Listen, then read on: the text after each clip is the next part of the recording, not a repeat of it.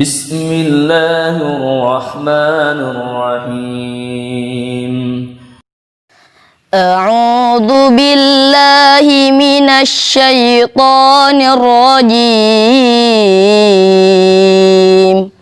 بسم الله الرحمن الرحيم نون والقلم وما يسطرون ما أنت بنعمة ربك بمجنون وإن لك لأجرا غير ممنون وإنك لعلى خلق عظيم فستبصر ويبصرون بأيكم المفتون إن ربك هو أعلم بمن ضل عن سبيله وهو أعلم بالمهتدين فلا تطع المكذبين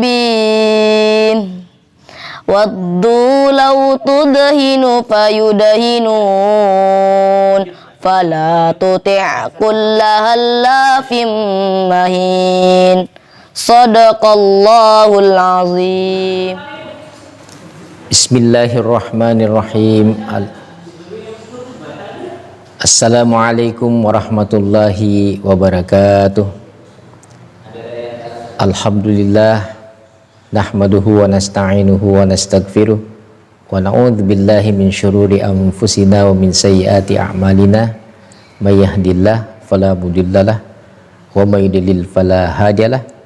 Asyhadu an la ilaha illallah wahdahu la syarikalah wa asyhadu anna Muhammadan abduhu wa rasuluhu ma ba'd. Alhamdulillah, kita senantiasa merasakan nikmat Allah Subhanahu wa taala yang senantiasa diberi peluang dan kesempatan oleh Allah. Kita memanfaatkan waktu yang terbaik untuk kita tawasaw bil haq, tawasaw bis sabar, dan tawasaw bil marhamah. Itu kita berwasiat, berpesan tentang kebenaran, kesabaran, dan juga tentang kasih sayang. Karena hal yang paling utama dalam kehidupan kita ini adalah bagaimana kita menemukan satu kebenaran. Dan alhamdulillah, kita bersyukur Allah turunkan wahyunya, dalamnya adalah kebenaran, kebaikan, dan keindahan. Dan Allah Subhanahu wa taala memberi jaminan kepada kita ketika kita mengikuti kenikmatan yang datangnya dari Allah Subhanahu wa taala, yaitu keyakinan yang benar, agama yang benar, dan rasul yang diutus adalah rasul yang benar, yang ditunjuk dan dipilih oleh Allah Subhanahu wa taala. Namun kita lihat di awal-awal perlangkahan beliau mendapatkan tantangan yang begitu besar, karena banyaknya orang-orang yang tidak senang, apalagi orang yang musyrik, orang yang jahil, dan orang yang jahil. Dan itulah tugas dari kenabian, bagaimana melakukan satu perjuangan, melakukan sebuah perubahan, dan membangun masyarakat agar kembali kepada jalan yang benar. Maka Allah Subhanahu wa taala menurunkan wahyunya, menurunkan ayatnya, menurunkan konsepnya yang dijamin oleh Allah Subhanahu wa taala sebagai konsep yang benar. Bahwa Allah Subhanahu wa taala menyatakan Nun wal qalami wa ma yasturun ma anta binikmati rabbika bimajnun. Demi pena dan apa yang mereka tuliskan, kamu tidaklah gila. Inilah satu pembunuhan karakter, di mana orang-orang ketika itu mendustakan tentang keberadaan Nabi yang sudah dikenal oleh masyarakat sebagai orang yang jujur, orang yang amanah, orang yang transparan. Ya. Itu adalah sifat-sifat Nabi yang menonjol. Al-Amin, orang yang dipercaya. Tapi ketika membawa wahyu untuk melakukan sebuah perubahan, terutama pada sistem keyakinan dan sistem kehidupan, maka Nabi mendapatkan tantangan yang luar biasa. Dan karena banyaknya orang-orang yang tidak senang, maka tokoh-tokoh masyarakat itu memberikan stigma yang jelek kepada Nabi. Dikatakan gila.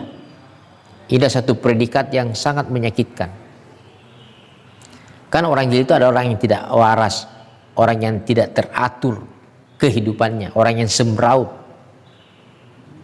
Tapi pada kenyataannya Nabi diberi jaminan oleh Allah Subhanahu wa taala. Ya. Belum lagi ancaman-ancaman yang diperoleh oleh Nabi. Ya. Kita lihat bagaimana orang-orang gila itu orang yang berjalan dengan ketidaksadaran. Ya. Orang yang tidak menentu hidupnya. Tidak ada arah dan tujuan hidup, tidak punya misi dan kehidupan. Misi dan visi kehidupan tidak ada. Itu namanya orang gila. Ya. Tapi Allah Subhanahu wa taala memberi jaminan bahwa kamu tidak gila.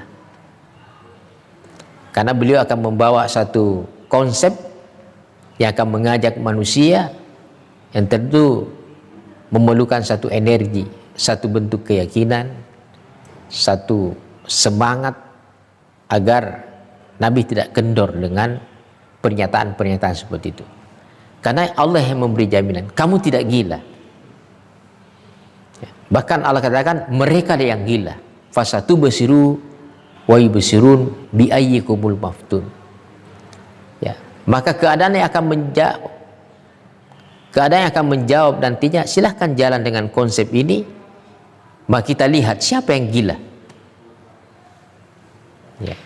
Dan Allah beri jaminan wa innalaka la ajran ghaira mamnun.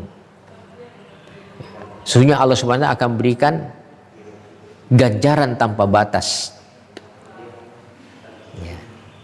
Ini juga luar biasa karena awal-awal perlangkahan ini yang ada hanya pengorbanan. Dia jual diri dan hartanya untuk sebuah kebenaran. Ya. Lantas apa yang dimaksud dengan ajran ghaira mamnun? Adalah kekayaan jiwa. Ya.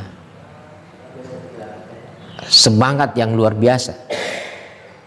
Karena perasaan kaya itu adalah dimiliki oleh orang-orang yang beriman. Ya. Karena kaya itu bukanlah kaya dengan harta, tapi kaya dengan jiwa. Laisal ghina ghinal mal walakinnal ghina ghinan nafs. Ya. Itu yang dimiliki oleh Nabi. Jadi keyakinan kita ini kepada Allah Subhanahu wa taala sebagai sumber daripada segala sumber apa saja. Ya. Karena Allah memiliki segala sesuatu yang ada di alam semesta ini. Dia itu adalah Ganiyun Hamid. Ya. Allah Maha Kaya, Maha Terpuji. Sehingga kita yang dekat dengan Allah harus perasaan seperti itu. Bahwa kita dekat dengan Allah, dekat dengan sumber, dekat dengan kekuatan yang maha dahsyat. Wa innaka la'ala khuluqin azim. Dan ini yang menjadi magnet power. Ternyata yang bisa menarik kita ini untuk dekat dengan kebenaran, dengan orang-orang benar. Betapa indahnya kita ini, betapa senangnya kita ini ketika kita berteman dengan orang-orang yang baik, orang-orang yang benar, orang-orang yang soleh, orang yang berakhlak mulia, orang yang bermoral. Tenang hidup ini. Siapa sih yang mau dekat dengan orang-orang yang tidak jujur, dengan orang-orang yang kasar, orang-orang yang suka menebar kebencian, orang yang suka menebar kebohongan, suka janji-janji palsu? Tidak ada yang senang. Maka Allah beri jaminan bahwa akhlakmu adalah akhlak yang mulia. Kau adalah manusia yang bermoral. Nah, inilah menjadi pegangan hidup kita, bahwa kita sebagai orang beriman ada jaminan dari Allah Subhanahu wa taala bahwa kita tidak gila. Hidup kita ini berjalan di atas jalan yang benar. Ya. Dengan iman dan amal soleh, insya Allah juga ada jaminan ajran ghaira mamnun. Ya. Karena manusia yang terbaik itu adalah ahsanu taqwim. Ya, laqad khalaqnal insan fi ahsani taqwim. Sungguh kami ciptakan manusia adalah sesempurna-sempurna kejadian. Tsumma radadnahu asfala safilin. Kemudian mereka jatuh ke tempat yang sangat rendah, terhina. Nah, inilah yang mau diangkat derajatnya oleh Allah Subhanahu wa taala. Jadi orang musyrik, orang yang zalim, orang jahil, sebenarnya Nabi itu datang kepada mereka dengan penuh kesungguhan. Sebagaimana firman Allah Subhanahu wa taala, laqad ja'akum rasul min anfusikum azizun 'alaihi ma anittum harisun 'alaikum bil mu'minina raufur rahim.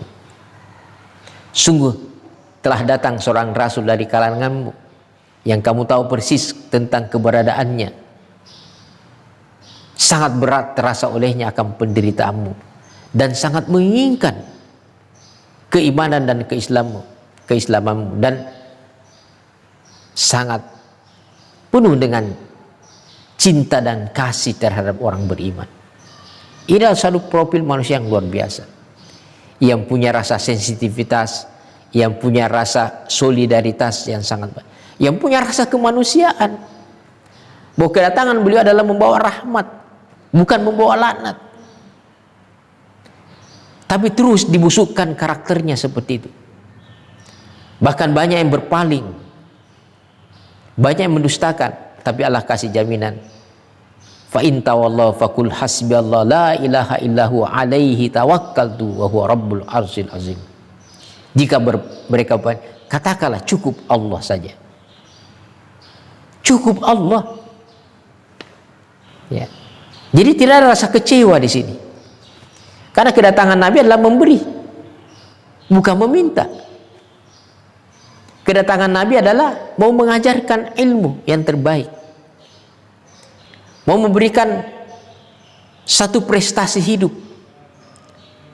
mau memuliakan manusia, mengangkat dari tempat yang terendah.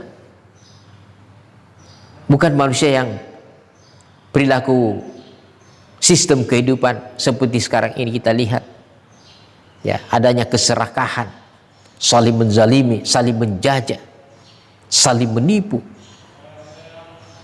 Justru dalam Islam ini mengajarkan bahwa ada satu hal yang mahal, bahwa sebagai seorang pemimpin dia yang harus memulai sebuah kebenaran. Maka seluruh nabi-nabi yang pernah diutus seperti itu. Tidak seorang pun rasul yang diutus ke muka bumi kecuali pernah dikatakan gila oleh kaumnya. Dikatakan orang yang tidak beradab, orang yang tidak tahu adat istiadat, orang yang tidak mau ikut ajaran nenek moyang. Ya.